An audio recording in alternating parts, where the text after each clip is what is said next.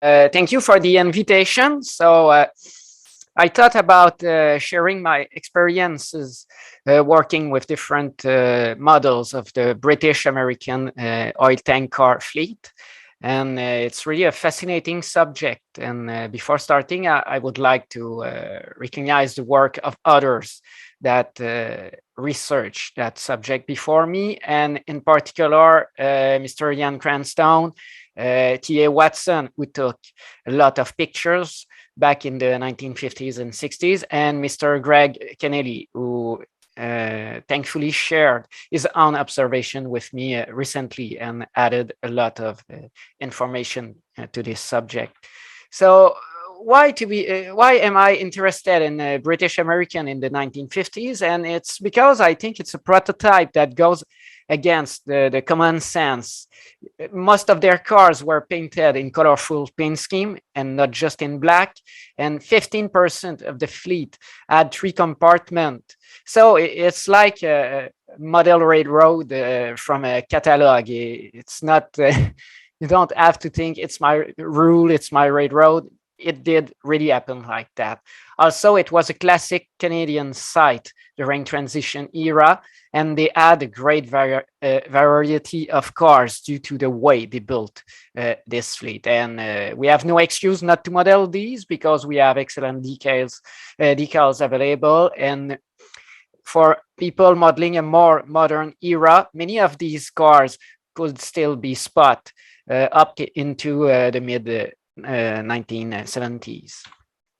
So why a pragmatic approach? Well, it's because most of the cars in the fleet were built by a company known as Standard Tank Car, which almost virtually no scale model exists on the ready-to-run or kit market, except for very few and rare resin kit, and I'll talk about that later. Also, most prototype pictures are unfortunately undated and with no location. So from the Watson collection, we generally don't know the exact date nor where it was shot. So it's hard to understand the context about their operation, where they went, and also you have to guess the colors of the car. And I had to scratch my head quite a lot to find some answers about that. Also, most HL scale British American cars on the market are basically fubies. They are not worth your money. And funnily enough, other scales have better model. I think the Atlas O scale cars were at least quite a credible tentative to replicate a British American model compared to what has been done in HO until now. So a little bit of history about that company. So it was founded in Toronto in 1906 by Albert Leroy Ellsworth. He worked for Standard Oil in Buffalo for about I think it was 9 years before he decided to start his own company in Canada. So expansion was extremely fast, and a new refinery was built in Toronto. Then he expanded in Quebec in the prairies. He acquired a lot of rivals company and developed new operation and oil fields in the US during the succeeding years. Also, in 1930s, he went all out by building the Montreal East refinery and linking it by pipeline to Portland, Maine during World War II, which was quite a good economical move. Starting in the 1940s, the Gulf Oil in the US started to acquire BA stocks, and they got controlling interest through Canadian Gulf Oil, a subsidiary that was founded at this for this purpose. In 1956, the Canadian Gulf Oil and BA company were merged together, and they kept the Canadian name of British American to save appearance, to be sure that people will think it's still a Canadian company. And they had a big benefit in tax write-offs doing this, so it was a good move for them. Finally, in the last years, we can say that in the end of British American was on April 1st, 1969, when it was completely merged into the Gulf Oil Canada Limited company. And finally, in 1986, Gulf Canada sold its retail operation to Petro-Canada, and it was the end of that company once for all. As you can see, the history was a little bit, it's a construction made of all kind of acquisition. And so the fleet of tank car also follow the same pattern. So the first cars appear on registers starting on October 1912. And the reporting marks back then are BAX. And there is a note mentioning that they are in the process of being relettered BAOX. So it means that the fleet was older than 1912. We can assume it started to be created right after the company was founded. So this is an interesting point. Unfortunately, if unless somebody goes dig the archives, we won't know the truth behind that. Most of the early cars disappeared in 1919 and 1920, and to replace them, 103 and 3 cars were leased from Quaker City Tank Line for a few years until 1931. And most of the early cars were built by STC, the Standard Tank Car Company, and it seemed they were acquired second-hand in the US because the groups and the pictures show that they are all over the place, coming from different orders and not following standard patterns. So it means they cobbled together a fleet. In 1928, the Fidelity Oil Company, with one of the worst reporting marks in existence, was acquired by BA, and the cars were merged, but they kept their reporting marks until the end. When a merger occurred with Union Oil Company of Canada, a new fleet was acquired in 1946, and these cars were merged into the BAOX family and renumbered quite fastly from 1947 to mid 1949. And finally, the last brand new and second-hand cars were acquired in 1954. And at this moment, you can consider that it was a major fleet that would not evolve further. And in 1960, the Canadian General Transit Company started to get the BAOX car that were transferred to their company. So by 1961, the reporting marks were completely eliminated. However, a few cars kept their British American pin schemes until full repaint later in the 60s, and they could make a great kit bashing project. To analyze the fleet, I came with a kind of methodology to be kind of pragmatic. So I used a comparative analysis of pictures using the Watson collection, the Sermon collection, and other online sources and archives. I used the general proportion, the construction detail, the paint scheme, and small variation and inconsistencies I could spot within specific group of car. I also crunched the data from the registers that were compiled by Ian Cranstone. So it gave me the builders, the capacities, the build date and in-service dates, and the number of cars. And finally, I used some data that was related to dimensions, and it was compiled by Greg Kennelly, and using that, I was able to push a little bit forward my analysis. So my first try was just to take a look at the different group of cars in a graph. And as you can see, it means nothing. It's just a lot of pies, but you hardly see what are the main groups.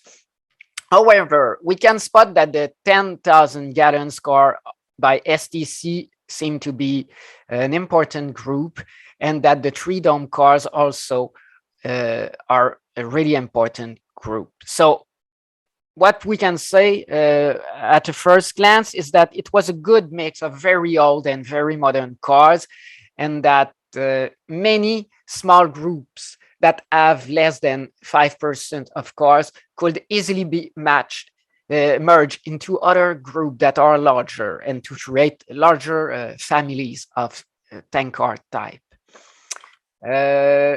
So I refined my analysis by looking at the type of cars. So more than half of the cars were general service single dome tank car of various capacities. Another third of the fleet were insulated cars, which was kind of a surprising discovery. And finally, the three dome cars were more than 1 out of 10 cars. So it was quite sizable for a late 1950s fleet, because at this moment, most of the traffic for three compartment car was getting quickly out of business because the small oil dealership were replaced by larger plant.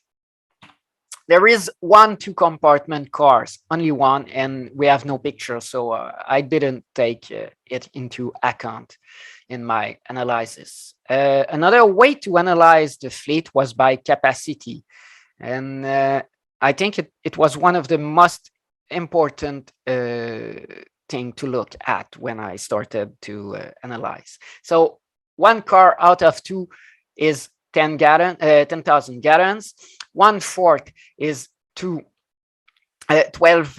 more than 12,000 gallons.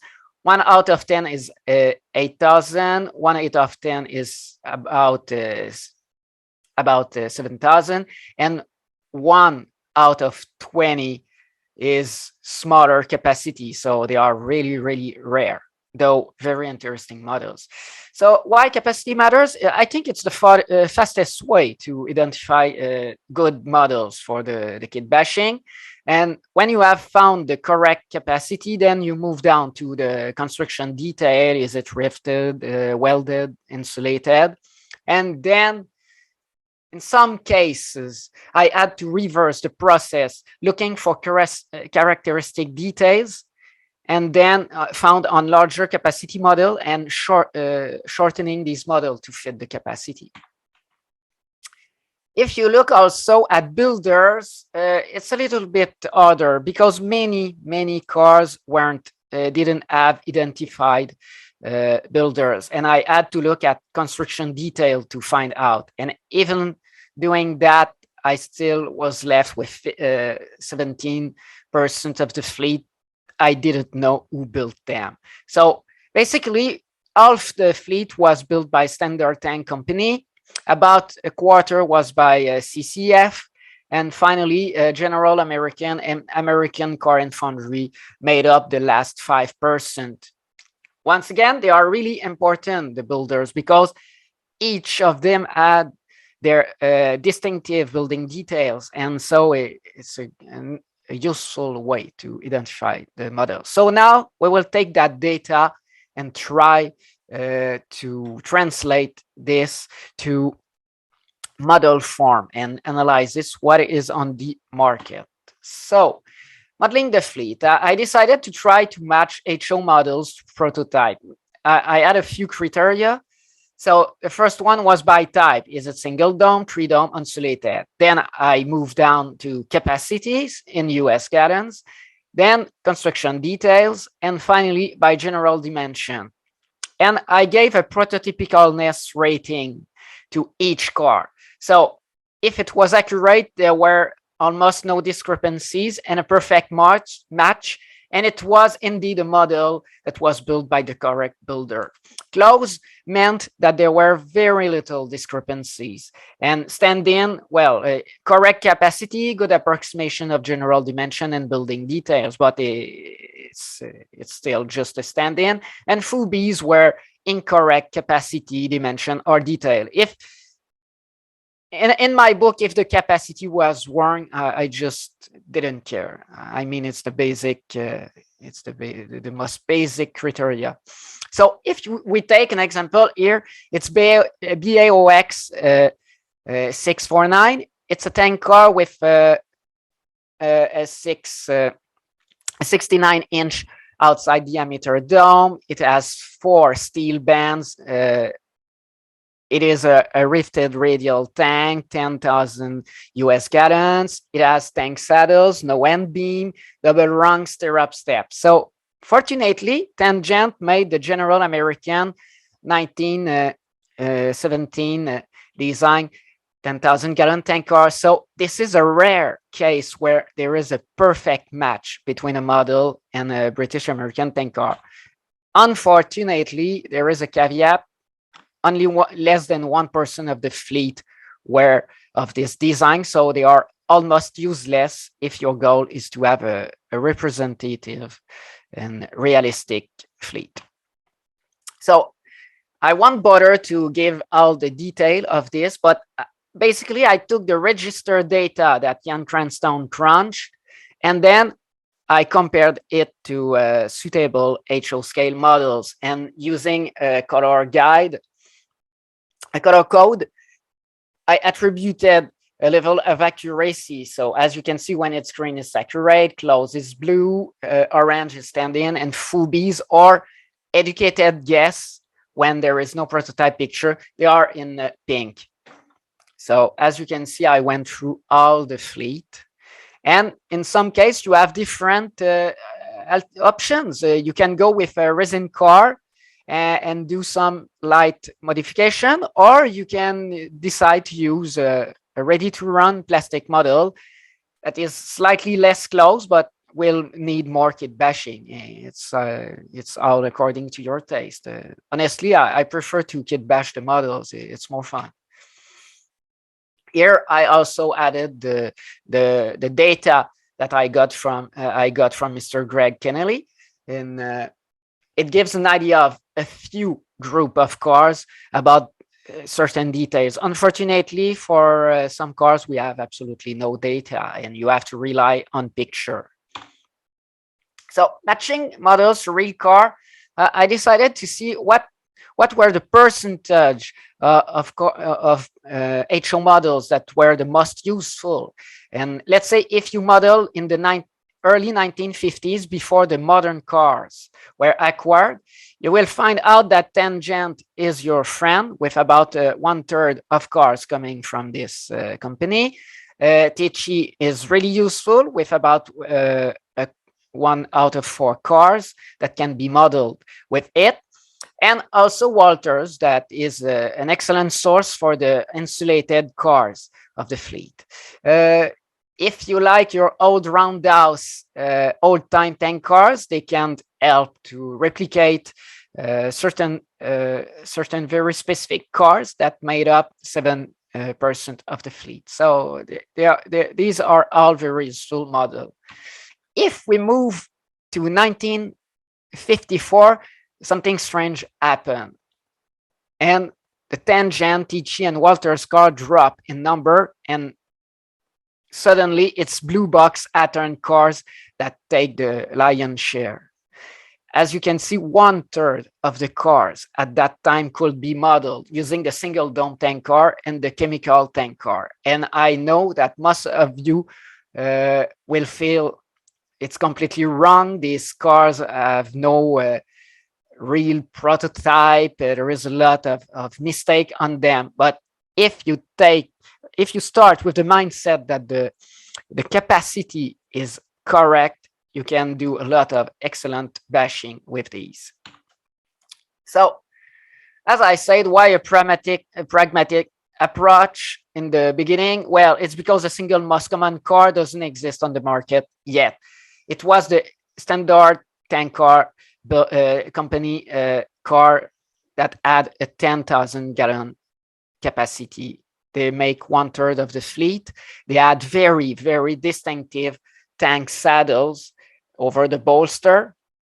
And I've heard and it's not official, that Southern Car and Foundry, owned by Mr. John Cagle, is planning to release this specific model. If he does, I think British American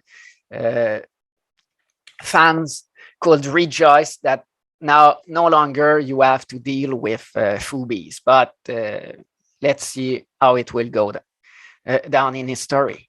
So the 6 most useful models from a ready to run or easy to find kit point of view are: first, the Walters Proto 10,000 gallon insulated tank car. It is really close to many cars, and often you only have to play with the detailing, move stuff here and there, change the platforms, redo the security, the pop valve on the dome, stuff like that. But they are an excellent starting point.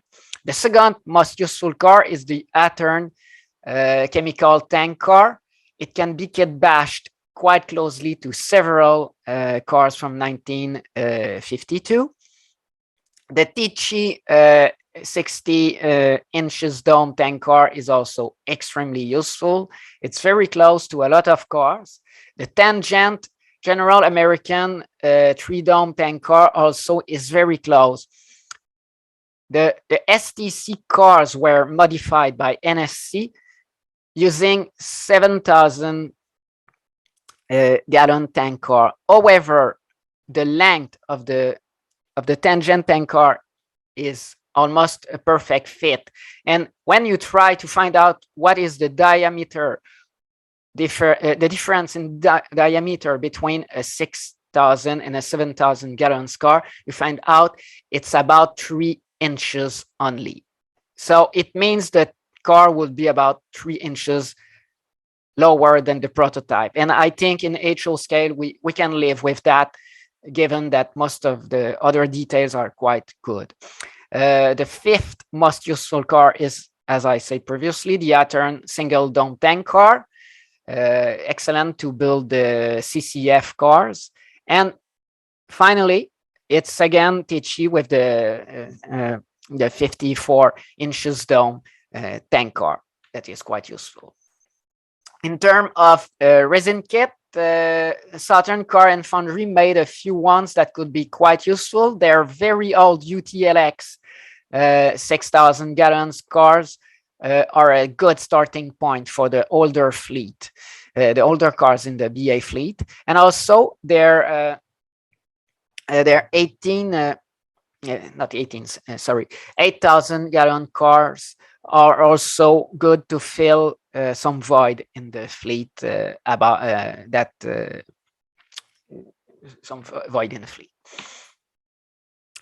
Something that could be done about the STC conundrum will be to model the frame. If someone could model the frame, print it in 3D or cast it in resin, then a lot of tank cars, the tank from other manufacturer, could be used and grafted on these frame. And from that point on, it will be quite easy to have more prototypical cars. And this is something I'm thinking myself to do. Unfortunately, I don't have at this moment access to drawing from STC, so I don't want to create something that would be just an approximation. Where things start to be a little bit harder to understand is the evolution of the paint scheme. BA used a lot of paint scheme, about 7, if not more. And since pictures are rarely are undated, it's hard to find out when some schemes started to be applied and when they stopped.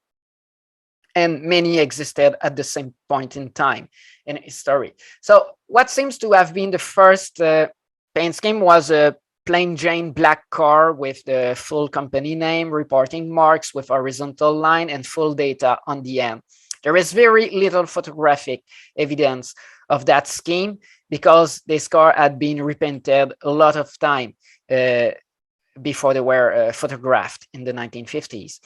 Starting 1927, BA introduced its bow tie logo on black cars. So imagine the same as the previous car, but with the logo. So, and this one was in use for about 20 years. Strangely enough, very little photographic evidence for these cars. And it is my belief that British American repainted their cars quite often, and they didn't keep them in bad shape. They were quite proud of their fleet. The bow tie logo was also applied on silver cars, and this paint scheme is really interesting, but we only know one car to have been painted in this scheme, and it's BAOX 358. Then came the late 40s after the integration with Gulf Oil. And a new logo was created, which is generally called the Roundel logo. And it started on black car in the same spot as the bow tie logo. However, on few cars, they started to remove some data, and it was applied somewhere else. And also, before 1953, there was a very strange paint scheme that was only documented by Jack Work in the 1950s. The car was some kind of a lighter shade of Pullman green, and the logo also used this strange green, and they were only used on these high platform cars, to my knowledge, that were spotted by Jack Work in BC back in the days. It's hard to tell if it was an in-house job that didn't follow the correct green of the company. It's really a strange oddball, but nevertheless an interesting car. Circa 1951, BA started to use green on their cars. One of the first occurrence was a two-color car. The bottom was black and the top of the tank was green. In my example, the green is not correct because at that time I worked with not a great color picture that had a lot of color shift, so I made mistake. The green was a little bit closer to the logo green. But as you can see, a lot of stuff has been dropped. You no longer have the full name company. There is no longer horizontal lines around the reporting marks, and they also changed the font to something more modern. Another variation of that scheme appeared, and we think it's around 1952.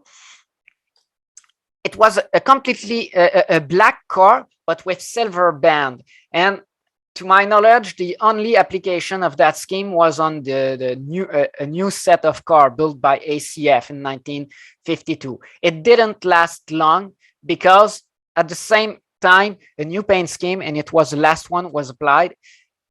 This time they merged the silver stripes with the green and black car, giving a very attractive paint scheme that is well known and is generally the one that people have in mind when they model British American tank car. As you can see, also a lot of data was dropped from the end of the car, only keeping the capacity, and you can see it also on the previous car.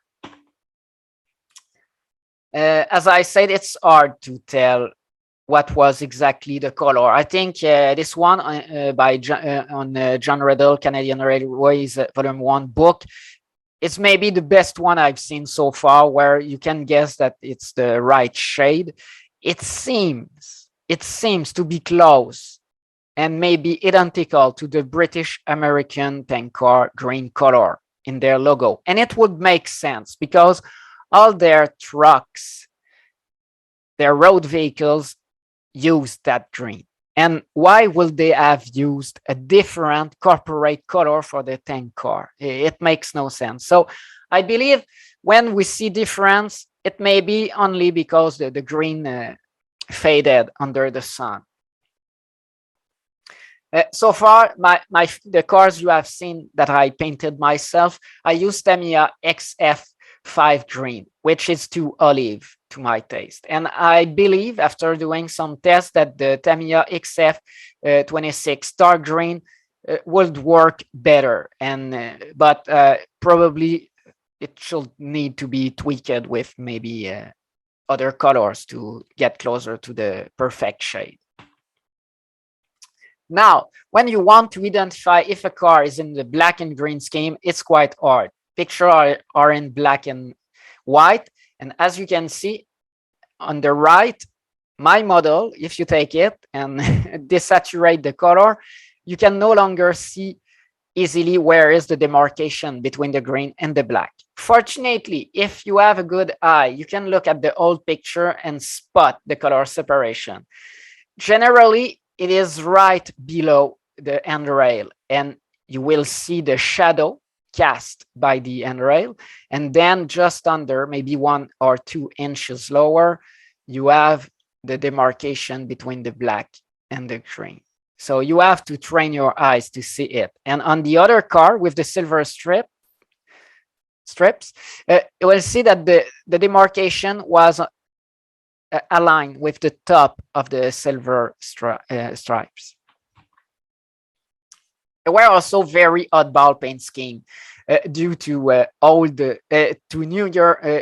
newer paint schemes starting to weather, and you can start to see the older ones under the modern paint. So in this case, you can see the bow tie era name of the company on top of the tank car. You can also see it in its original location before the bow tie logo went into fashion in 1927. And over that, you have the modern reporting marks on the silver stripe. So it's absolutely a fascinating car to model. Also, when they were transferred to CGTX, it was done in a haphazard fashion. In some car, like this one, you can see they even made mistakes in spelling the reporting marks. They spelled CGXT, and they kept the BAOX reporting marks. It must have been a nightmare to switch and track these cars on the network. It's really a funny thing, a funny patch job. And here on the right, you have a more standard patchwork by CGTX, where you can see that they took the time to remove everything that was from BA except the logo. And finally, the Fidelity oil tank cars that kept their reporting marks. What is interesting is that they used the same font as British American. So if you use a decal set for BA, it is also correct for these cars. And look at the nice National B trucks on which this tank is riding. So in conclusion, you can say that the BA had a very colorful and attractive fleet with more than 7 different paint schemes. They had great variety of car type from different eras and design running together at the same time. And I think it presents the modelers with many different projects for all kinds of skills you can have. If you want a simple paint job to involve kit bashes, you can do what you want. And if you have a stash of Atom Blue Box tank car, well, the door is open. They have a new life now, and it's a prototypical new life. So thanks for your interest. And now we will move to study case. It is the model that I built myself, and I will point out the mistakes. And it's important to point out our mistakes because I was able to put together this presentation because I started to build models, found discrepancies, and then had to redo all my homework to find out the truth by analyzing the fleet. So one of this is my first car. It was BAOX 833. It was a 1944 CCF built welded tank car, and I used the Aturn single dome tank car. I removed all the rivet details and started from scratch using only the tank as a starting point. I also modified the underframe ends to closely match the prototype. I added new styrene tank straps, TG brakes, and I also kit bash the dome platform using a TG boxcar running board. And finally, I used the Black Cat Publishing decals. At that time, it was the old Black Cat decals, and they said that the band were light cream, the stripes, and using photographic evidence, it did look light yellow or cream color, and I went with that, and only learned later it was silver. And later, Black Cat released their decals with the silver stripes. So here you can see the construction process, how I built the platform, then later cut the circle for the dome. It was a really interesting project. The only thing I'm a little bit sad is not having removed the fake cast-on tank straps on the Athearn underframe. That was a mistake. So what went wrong? Well, I will say it's a close car. I should repaint the stripes, obviously. The dome in real life is a little bit higher, so it should be raised by maybe 6 inches. And I should relocate the hazard placard and stuff like that. And also the tank saddle should be of a different model. But all in all, I think it was a decent first try. My next attempt was modeling the BAOX 208. It was a very, very old car with a 6,300 gallon capacity of radial design. I used the old roundhouse old-time UTLX Class X tank. I heavily shortened and narrowed an Athearn blue box under frame with TG ladders and custom brackets. I also used the TG KC brake details, Athearn Bettendorf, because in later life, these cars swapped their arch bar for Bettendorf. And since the rivet pattern wasn't perfect on the stock roundhouse kit, I added archer rivet to create the horizontal lines. So here are some construction process picture. As you can see, I completely got rid of the steel frame. You have a good look at the modified underframe, which I understand is completely FOUNDRY, and the end result. What went wrong? I should have built STC looking tank saddles. Also, the dome should have been higher. My lower rivet rows were too high, and the biggest mistake was using the blue box underframe. Why I say that? Because I work without having dimension for that car, and I cut the frame too short.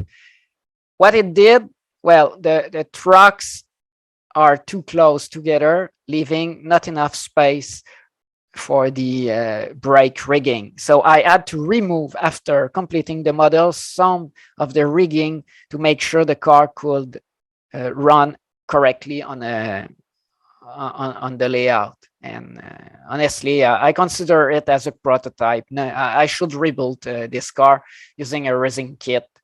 And I think it will be a good one, a good candidate for 3D printing for the frame. The AOX 450 was made using an Intermountain 8,000 gallon tank car, and I did not modify the kit, which was a big mistake. Why? It's a FOUNDRY. It's a wrong model for that car. It should be a 10-gen General American radial tank car.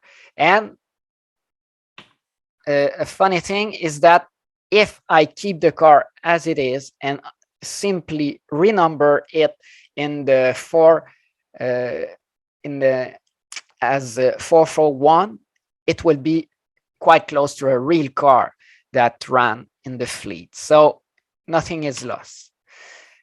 And it became 441. BAOX 658 was my first TG. I won't say kit bash. I didn't kit bash the car, and it was my big mistake. I built the kit following the instruction, then later try to find a correct prototype, and it was a huge mistake. First, let's see what went wrong. Well, many details were not in the right place. Yeah. So I should have relocated the hazard placard. That's easy. I should also have removed the end beam because the design of this frame is different.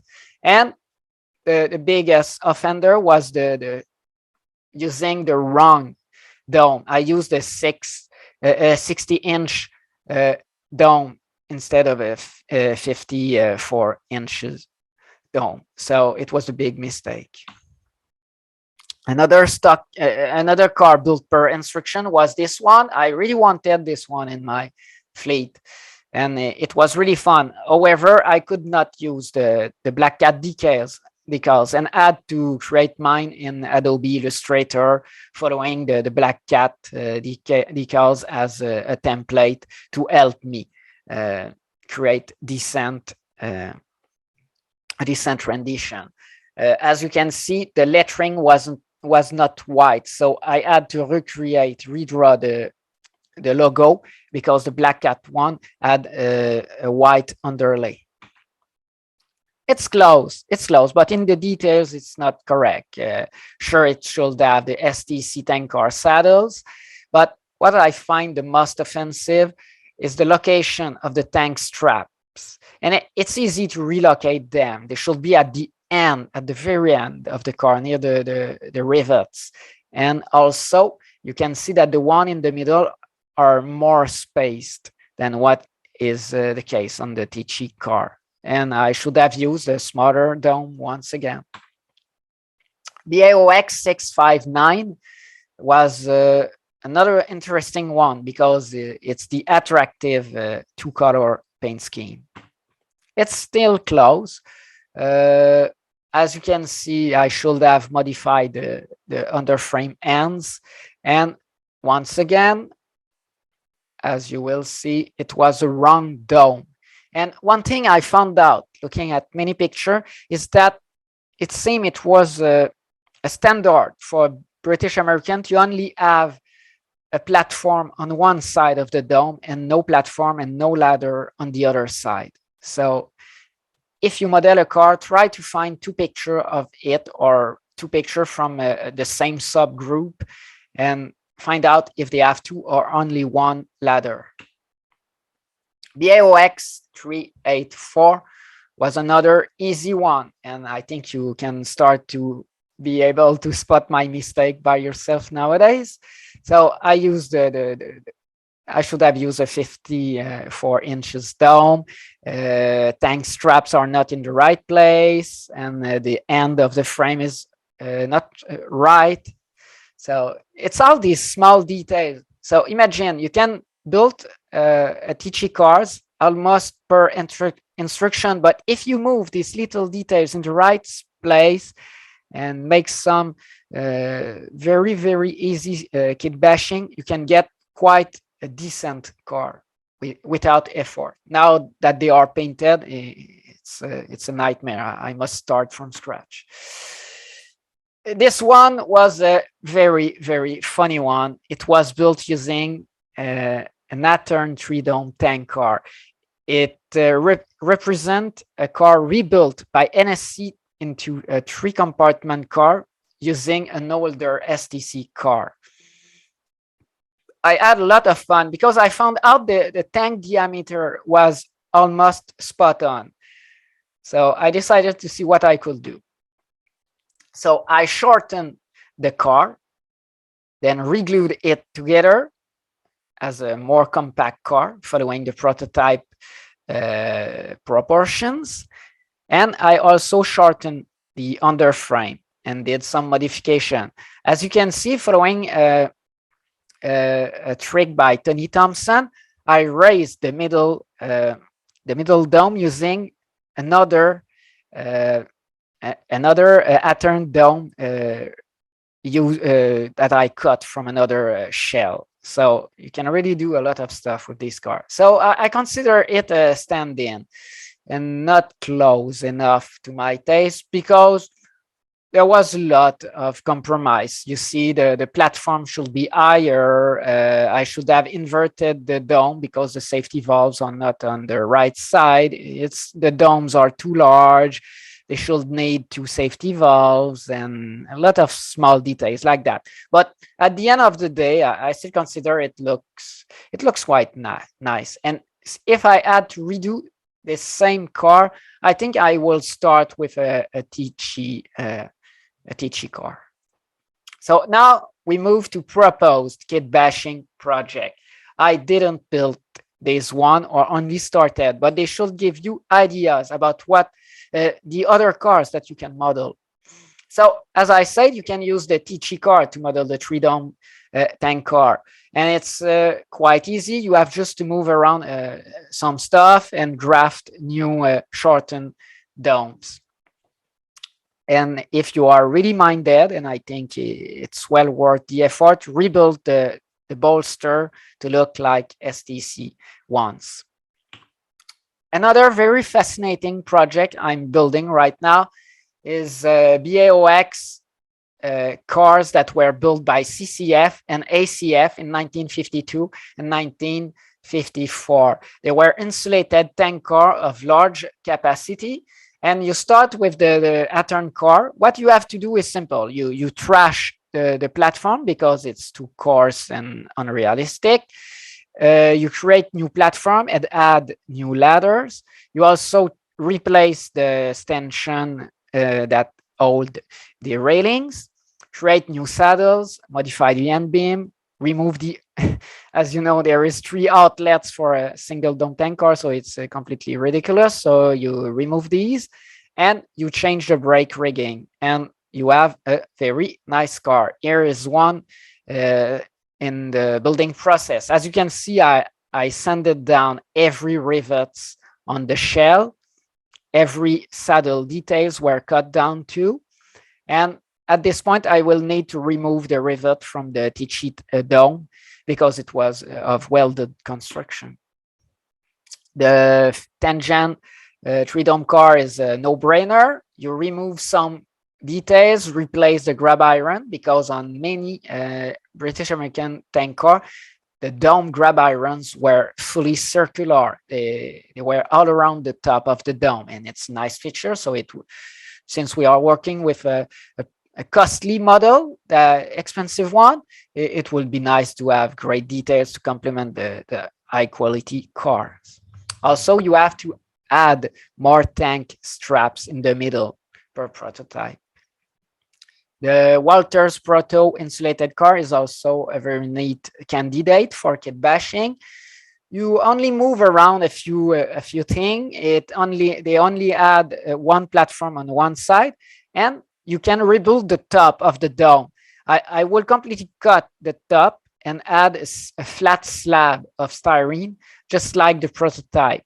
And you graft the safety valve that you have salvaged from the old dome top onto the car. So I think it would make a nice car. So it's the end of the kit bashing ideas, and if the PDF of this presentation can be made available, you have few resources that are quite useful when you start your endeavor to model British American tank car. So I thank you for your attention today, and thanks for the invitation at this really interesting meet.